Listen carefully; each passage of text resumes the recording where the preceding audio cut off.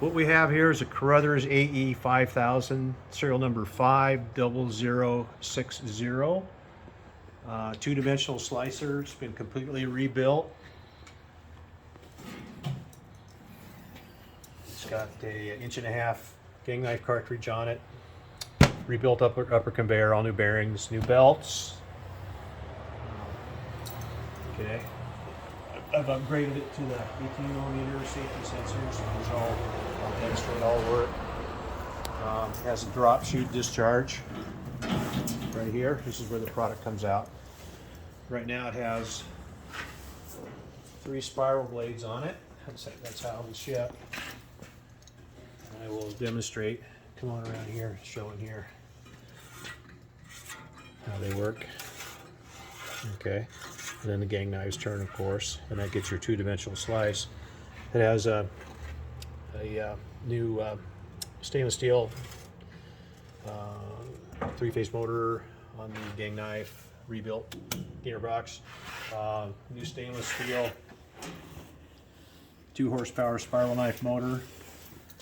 The stainless steel Sterling gearbox been adapted to it.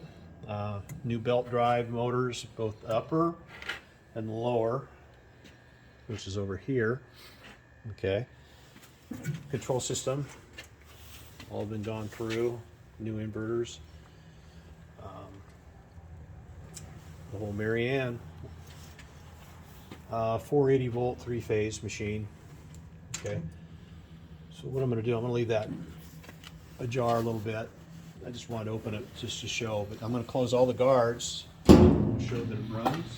Then I will show that the guard switches all work. Come on around the touchscreen. Okay, now that all the guards are shut, it says machine ready. Just follow the instructions. You hit the start button. What it does is initialize, so it checks all your safety sensors. Everything's ready to go. So you got your auto mode and your choices on running 3 knives.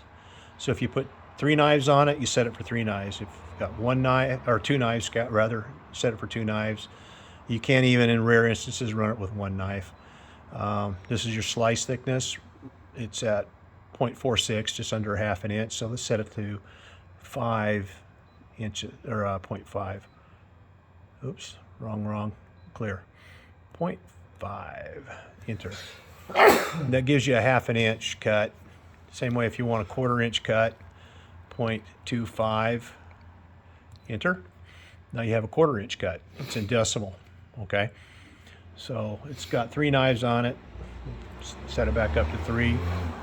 You can change your belt speed depending on how you struggle to feed it. You know, if you can feed it fast, you can run the belt fast.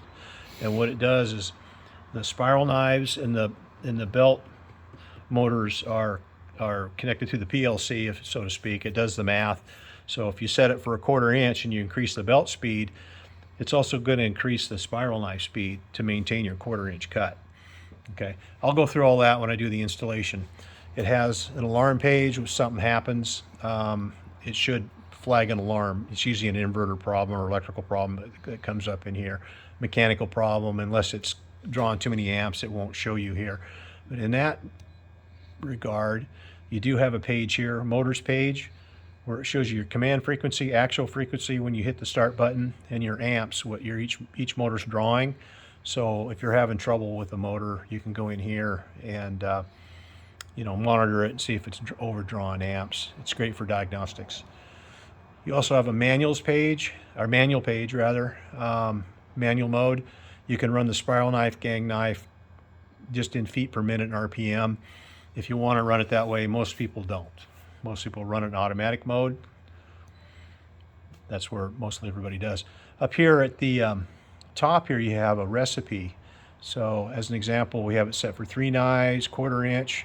We save it. You can actually go in here and name it, you know, SKU code, whatever the case may be. You can name that, save it. Okay, just whatever you put in there, enter it, and you can go back to that every time, and that cut size, that cut size will stay in there in that recipe. It saves it, and I believe there's 9 or 10 different recipes you can go with. Okay, so what I'm going to do now is I'm going to slow her down. It's not good to run the machine dry with no product in it. Okay, the product lubricates the blades and the plastic parts, especially on a new rebuilt machine like this. Everything's tight. So I'm just going to run it briefly, but just to show you how it runs. So here we go. The knives are spinning. You can't see that. Come around here. I don't know if you can see that in the video. You can't. Trust me, they're running. Okay, so what I'm going to do is I'm going to open the guard here. And when you open the front guard, it shows you on the screen that guard's open. So that's useful for diagnosing guard switch problems. So if you see that, you got a guard switch either fail or your guard's open, one of the two. And that's true of, keep it on the screen there, that's true of all the guards on it. You open this one on the back, it'll show it to you. You open this guy in the back here, it'll show it to you as well. Okay. That's about it. To adjust the upper conveyor up and down to make contact with the product, what you do is you load the product here on the machine, and the conveyor floats up and down to make contact with the product. And all you have to do is just set it close,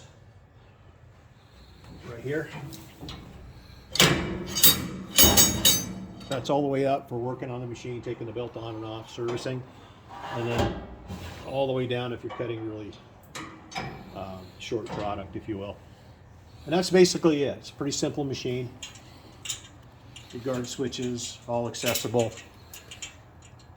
And then when I do the installation and startup, we'll do a deep dive into the systems, maintenance, and adjustments at that point in time.